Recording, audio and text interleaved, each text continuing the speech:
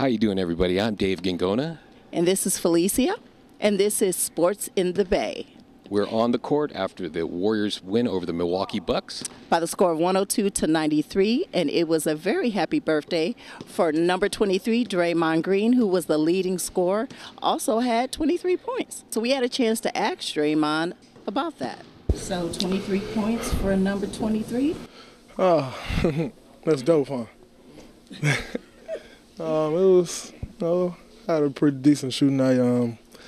My teammates found me, put me in great position to score. Obviously with those guys hard hedging the way they were on Steph and Clay, it really opened me up to get some drives to the basket and, also opened me up on some threes as well. So, it was a pretty good night. The coach said you set the tone and that you had a lot of Rodman in you. Yeah, man, that's crazy. I don't know if I could live up to that standard. Jeez, Rodman.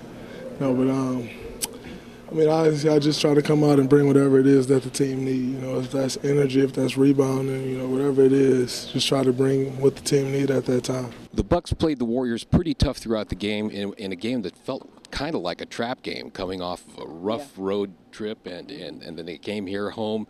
They got to relax for a day, and then boom, they got hit with the Milwaukee Bucks and Jason Kidd. But Stephen Curry came to the rescue with 3 big three-pointers late in the game and put the Warriors ahead for good. He's a talent to watch. People get their money's worth when they pay.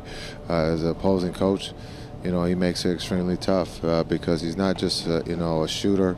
He's a guy that's very unselfish, and his basketball IQ is very high. If you're hearing a lot of bouncing in the background, that's because Klay Thompson has come out after the game and he's working on his shot. Very impressive, grinding. He's sinking them too.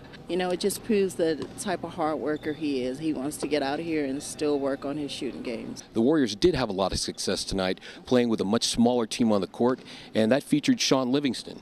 Yes, it did. Livingston finished with 16 points, and Coach Kerr said that he was one of the best slicers in the league. That's been kind of the way the game's been dictated.